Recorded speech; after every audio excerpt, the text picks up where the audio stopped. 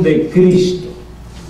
Es un tema muy profundo, precioso, y un tema que la Iglesia batalló durante muchos siglos para interpretar bien las Escrituras y darle en el centro de lo que significa la encarnación de Cristo.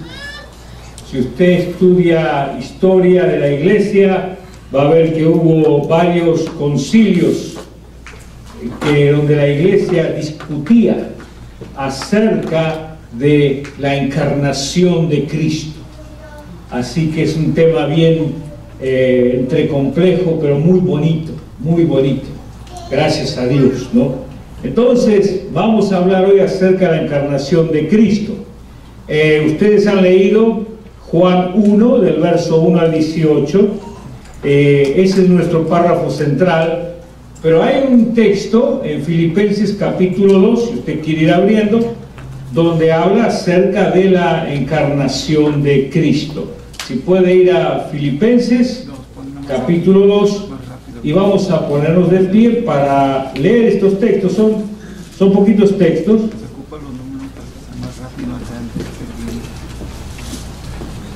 Del verso capítulo 2, verso 5. Si gusta ponerse en pie. Y luego de Filipenses vamos a volver a Juan. Amén. ¿Lo tienen todos? Amén. Filipenses capítulo 2, verso 5 en adelante.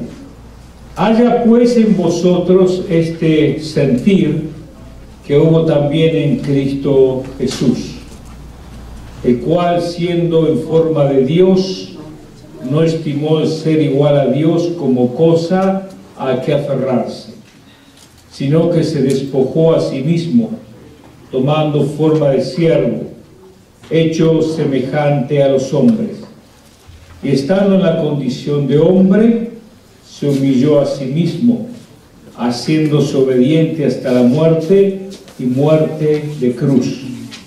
Por lo cual Dios también le exaltó hasta lo sumo y le dio un nombre que es sobre todo nombre, para que en el nombre de Jesús se doble toda rodilla de los que están en los cielos y en la tierra y debajo de la tierra, y toda lengua confiese que Jesús es el Señor, para gloria de Dios Padre.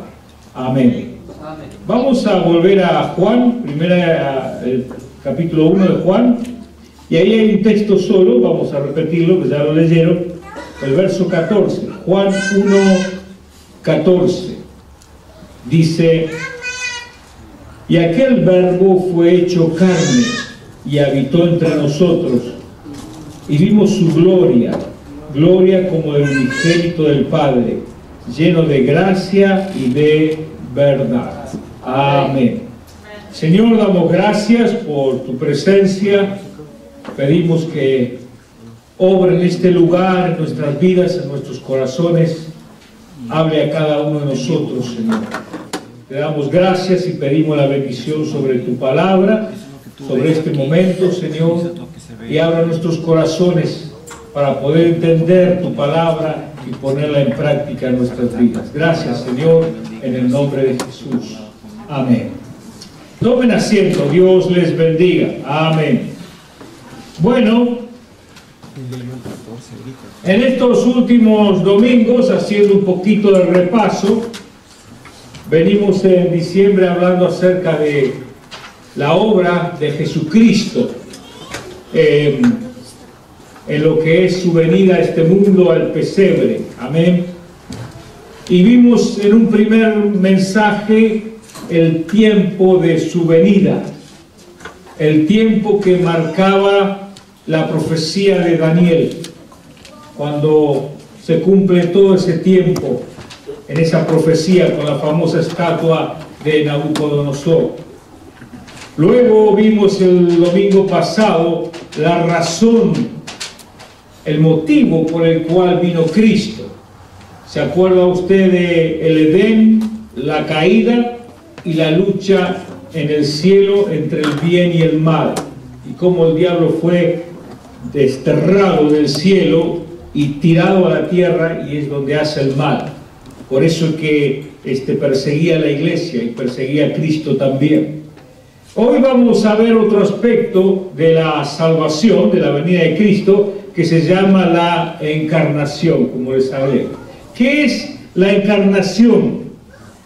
La encarnación, como lo acabamos de leer en Filipenses, es el momento en el cual Dios Hijo, estando en la presencia de Dios Padre y Dios Espíritu Santo, Dios Hijo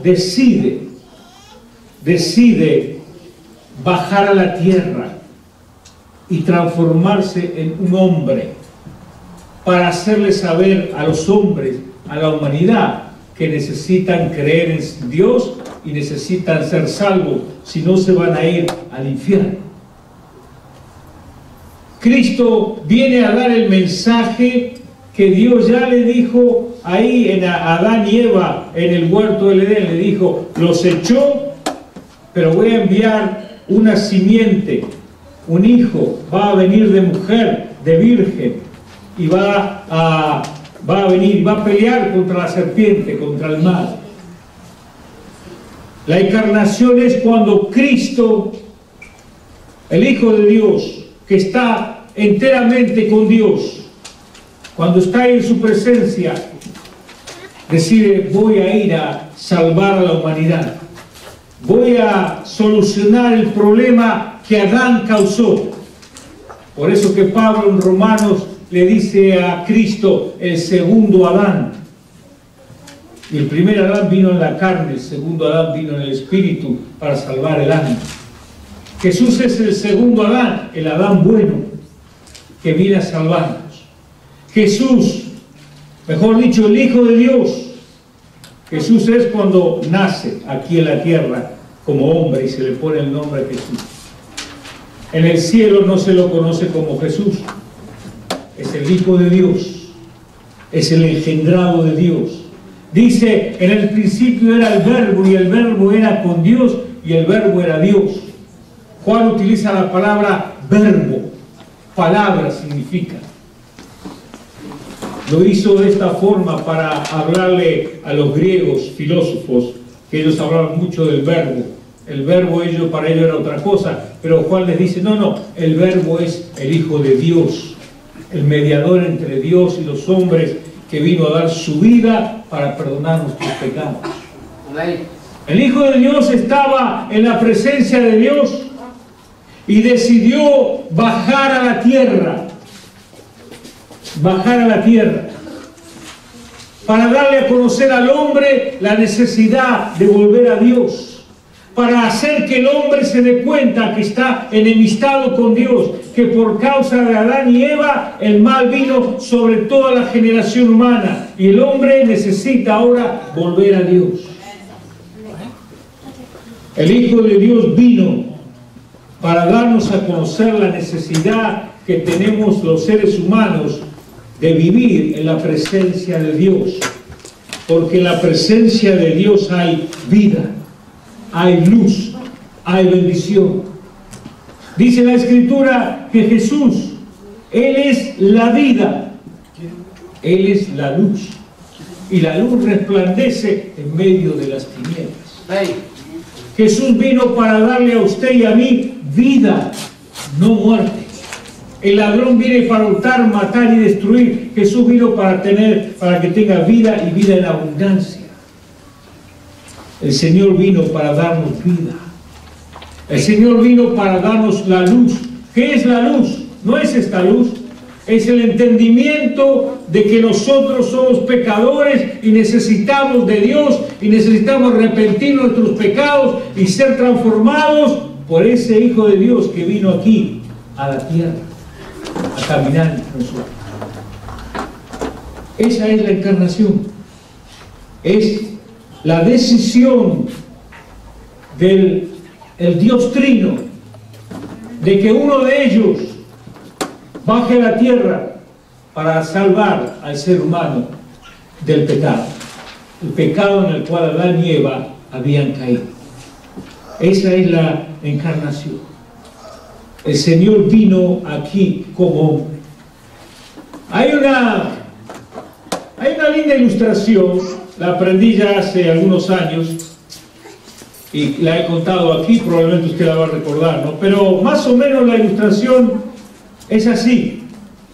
Había un hombre que estaba metido en su casa, era un día de invierno, había mucha nieve, mucho frío, y el hombre estaba ahí en la casa, ¿no? Y este hombre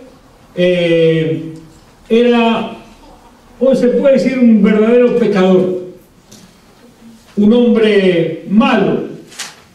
Su esposa le había estado insistiendo para que vaya a la iglesia con ellos, era tiempo de Navidad, y querían ir toda la familia a la iglesia a celebrar esa Navidad, y la mujer le estuvo insistiendo, y él, como era, pues, un inconverso, un cabeza dura, ¿no es cierto?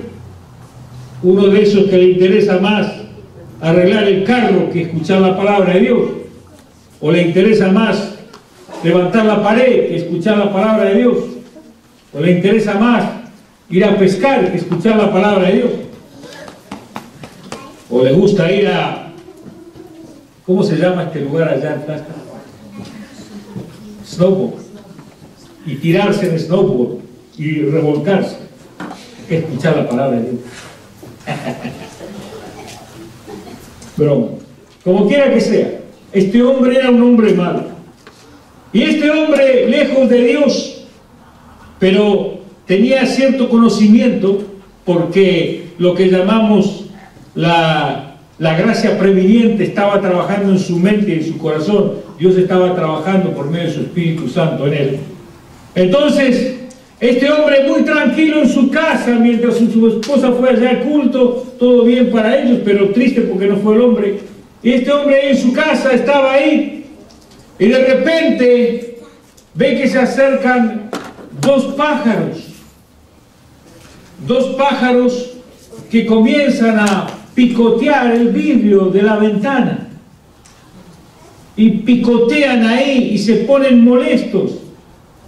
Pero los animalitos estaban desesperados porque tenían frío. ¿Qué era lo que querían hacer los animalitos? Entrar. El animal, en su instinto, buscaba la luz y buscaba el calor de estar adentro. Y los animalitos, los pajaritos, estos pájaros, estaban picoteando como diciendo: déjanos entrar, déjanos entrar. Y el hombre, que en ese sentido fue sabio, se dio cuenta que lo que querían los animales era entrar porque tenían frío.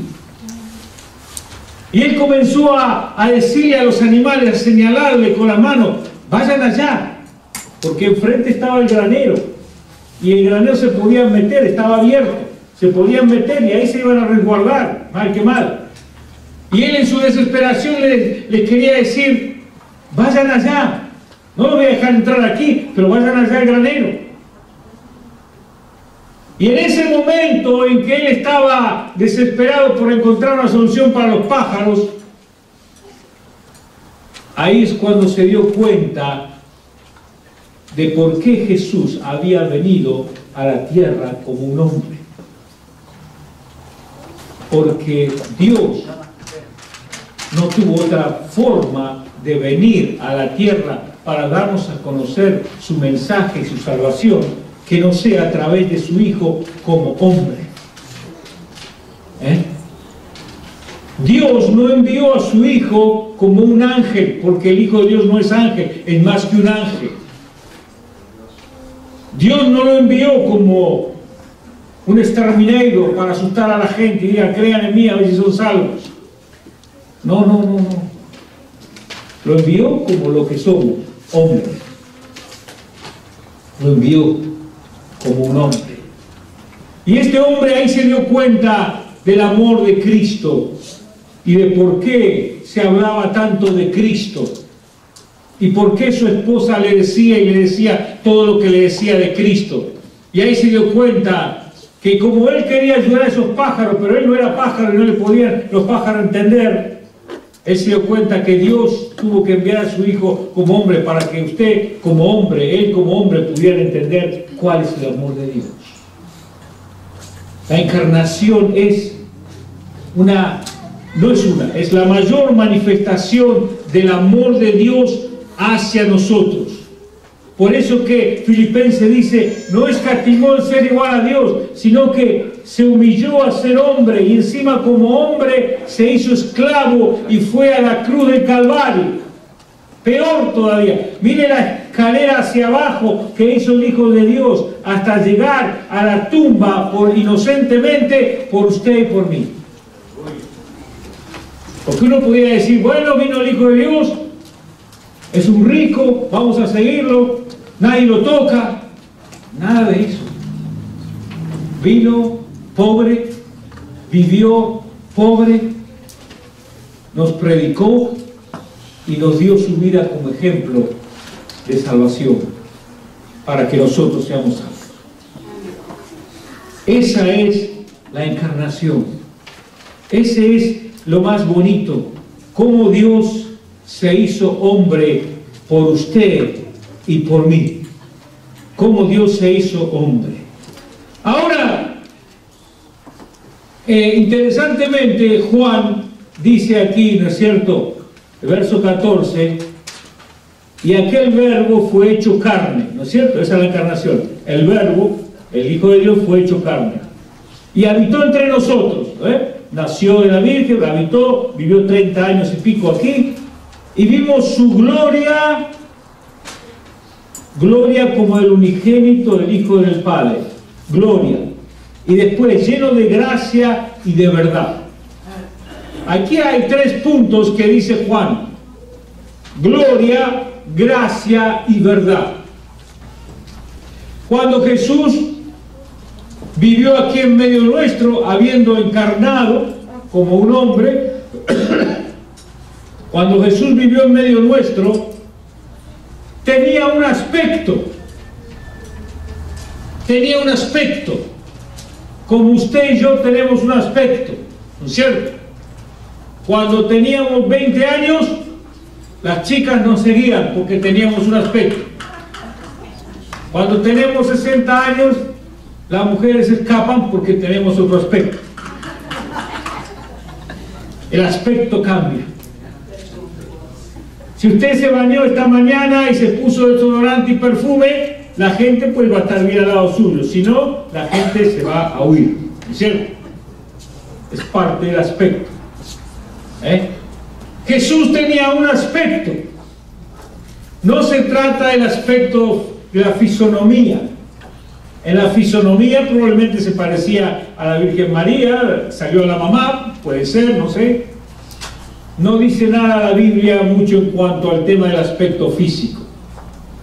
La Iglesia lo ha pintado de diferentes rostros, utilizando la tradición, la historia, las voces que se han corrido, era así, era así, era así, ta. Obviamente él era semita, judío, entonces era alguien propio de la raza judía, ¿no es cierto? No era rubio de ojos celestes porque no era americano, no era anglo. No era tampoco cobrizo porque no era indio. Ese era un judío. El judío es alguien medianamente de tez, tampoco es blanco, ¿cierto? E inclusive podemos pensar que era tal vez, como decimos nosotros, en mi país le decimos la palabra morocho. ¿Conoce la palabra morocho? Morocho es alguien, no es negro, es moreno. ¿Por qué? Por el sol, el desierto. Como nosotros, Yo vi de blanco y de ojos celestes y mire cómo estoy ahora.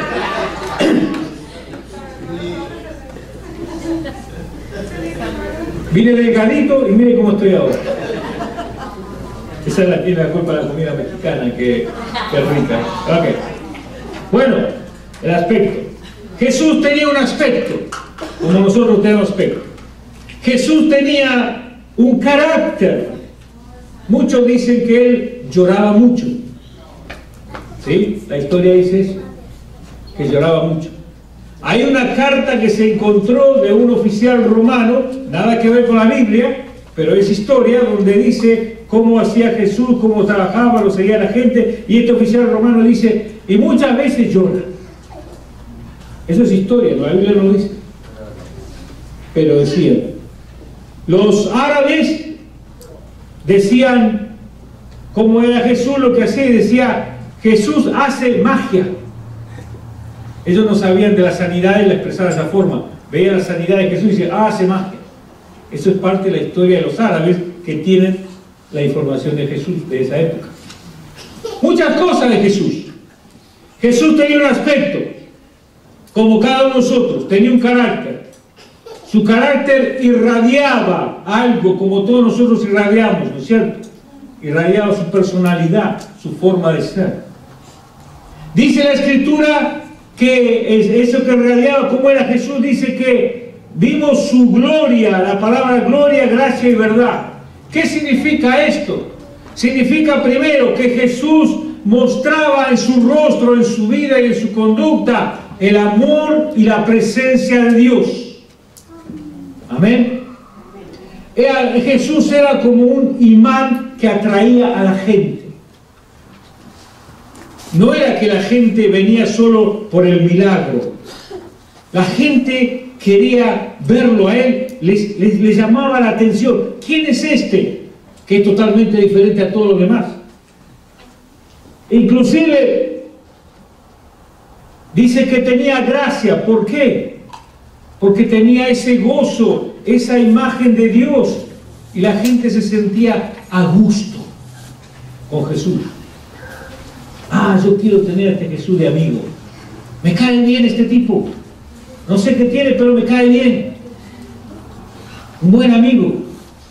Puedo confiar en él. La gracia irradiaba el amor de Dios. Y Jesús, dice Juan, y de verdad, porque Jesús hablaba las palabras correctas en el momento justo, en el momento correcto, decía las palabras que tenía que decir. Cuando hablaron los judíos de él, dice, oh, este habla como alguien que tiene autoridad, no como los hombres. Y cuando Jesús lo iban a atacar, algunos, especialmente los fariseos, ahí de repente se quedaban con la boca cerrada porque el otro le daba una respuesta que le dejaba cero. ¿Se acuerdan? Nadie le podía ganar a Jesús. Sus respuestas eran precisas y era la verdad de Dios. Quiere decir que Jesús mostraba esa gloria de Dios, mostraba esa gracia, ese amor, ese atractivo, y mostraba esa autoridad, no de hombre, sino de Dios. Ese era Jesús. La encarnación del Hijo de Dios mostraba eso, estaba lleno de todas estas cualidades. Ahora, ¿qué mensaje hay para nosotros en cuanto a la encarnación? Primero, lo que significa la encarnación. Amén. Jesús vino como hombre para que creamos en él y pidamos perdón por nuestros pecados. Cambiemos de vida.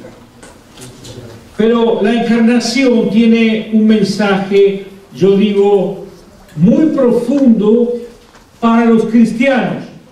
O sea, para los cristianos y para el mundo tiene el mensaje de salvación del Hijo de Dios, que se hizo hombre y fue a la cruz para que creamos y seamos salvos. Pero para los cristianos la encarnación tiene algo que verdaderamente es bien, a veces es medio difícil de entenderlo. Pero si usted vamos a Juan 20, 21. El mismo libro de Juan, pero en el capítulo 20, verso 21. Aquí hay un misterio que el apóstol lo está dando a entender. Pues es palabra de Jesús, ¿no? Juan 20, 21 dice, Juan 20, 21, entonces Jesús le dijo otra vez,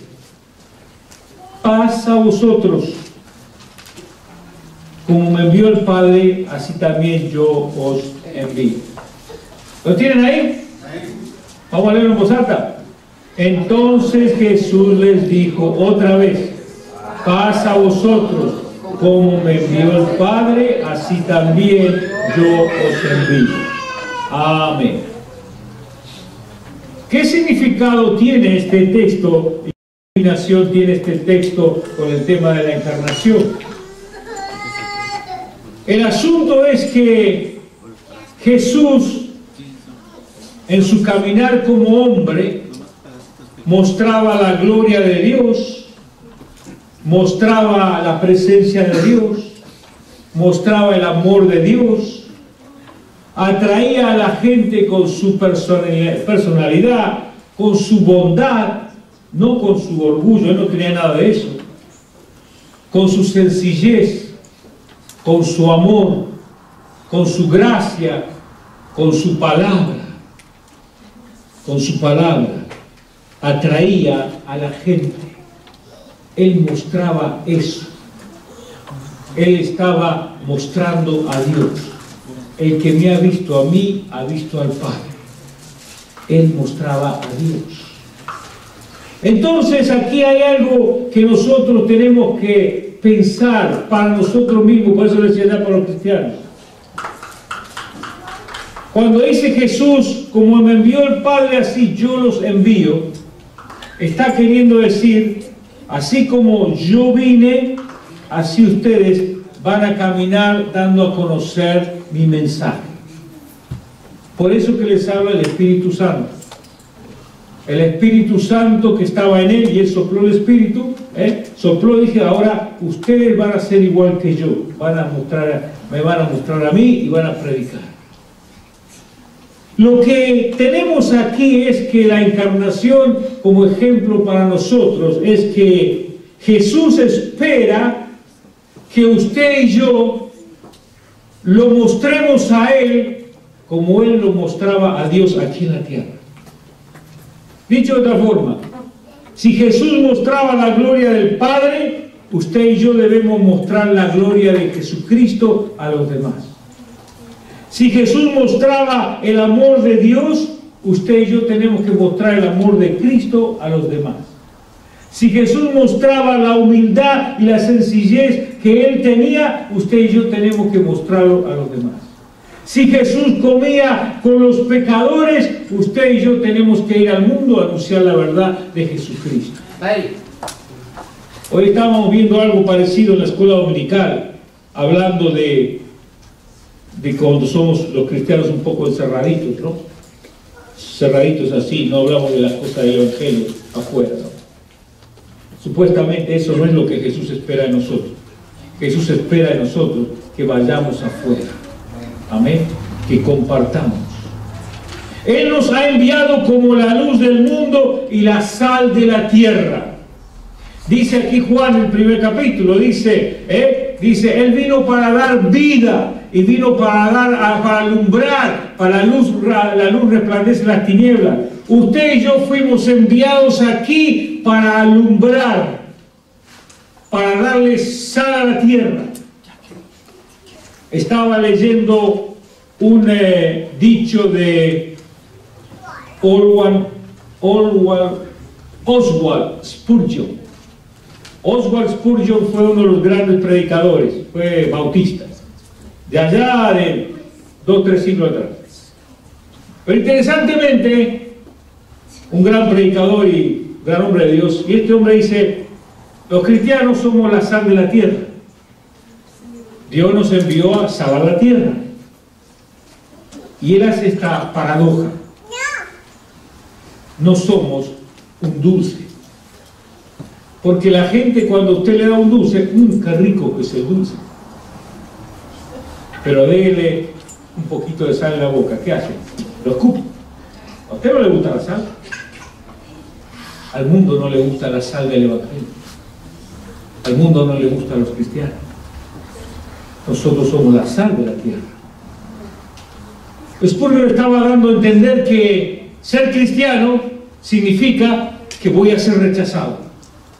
Me van a escupir, Si soy sal y le digo lo que tienen que hacer, vete de aquí.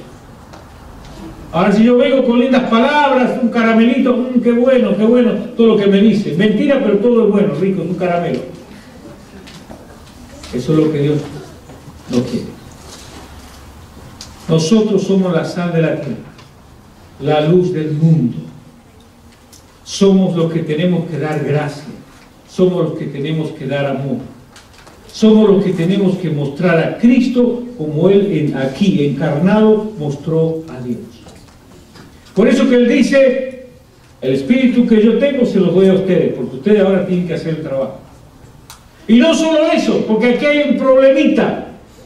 A veces cuando el cristiano dice, oh, yo tengo el Espíritu Santo, soy un hombre poderoso. Se cae. Yo voy a orar por usted, declaro victoria y ya pasaron todos los problemas. Así muchos entienden el concepto del Espíritu Santo como que tú eres el poderoso, que las sabe todas o que las hace todas. No, el Espíritu Santo no vino para eso. Eso viene, el Señor nos da la unción. El Espíritu Santo vino para ser humildes, para mostrar a Cristo, para mostrar su gracia, para mostrar su amor, para sufrir, porque Él sufrió. Con mucho padecimiento ganaréis vuestras almas. Pablo habla mucho del padecimiento. El Señor nos dio de su Espíritu Santo para pagar el precio, no para disfrutar de bendiciones solamente, sino pagar el precio, porque Él se encarnó para pagar el precio. Él, estando como Dios, se humilló y murió en la cruz, todo para abajo, como quien dice, hizo el peor negocio de su vida. Pero eso es lo que Él hizo por nosotros. Y sabe, nosotros tenemos que hacer lo mismo. Si Cristo se encarnó por nosotros, ahora nosotros debemos encarnarnos en Él para hacer su voluntad, mostrarlo a Él, padecer como Él padeció, trabajar como Él trabajó, integrarnos al mundo, como Él se integró al mundo y se dio a conocer, amar a la gente como Él la amó, llevar la cruz como Él llevó su cruz. Tal cual como Él fue, así debemos ser nosotros, para dar a conocer la salvación que Dios compró a través de Jesucristo. Porque para eso vino Él, para eso nosotros estamos aquí, para dar a conocer a Jesucristo. Amén. La encarnación es la decisión de un Dios, el Dios Rey, que está con todas las bendiciones, con todo servido, y de repente dice, me voy a ir allá abajo a ayudar, me voy a ir allá al lodo, me voy a ir allá donde huele feo, me voy a ir allá donde está la muerte, me voy a ir allá donde está la oscuridad, porque voy a ayudar a esa gente, al ser humano, para rescatarlo.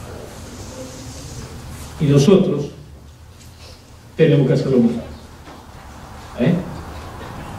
No tan cómodos en las cuatro paredes de la iglesia, sino pensando en los que se están perdiendo. Amén. Porque Jesús, si hubiera pensado en su comodidad como nosotros los cristianos pensamos, Él no se hubiera movido de allá. No sé qué hubiera pasado. Pero Él dijo, no, voy a salir de mi comodidad de hijo de Dios, voy a salir de este lugar tan precioso que es el cielo, y me voy a ir allá porque tengo que salvar a la raza humana. Tengo que hacer lo contrario que hizo Adán. Adán los mandó al infierno, yo les voy a dar la oportunidad de la salvación. El Señor nos deja este ejemplo en la encarnación.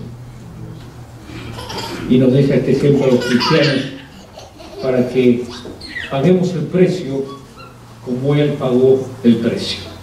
Amén. Amén. Seamos llenos de su Espíritu Santo, no para orgullo, sino para servir. Amén. porque Él pagó el precio por usted y por mí. Póngase de pie, vamos a orar. Yo quisiera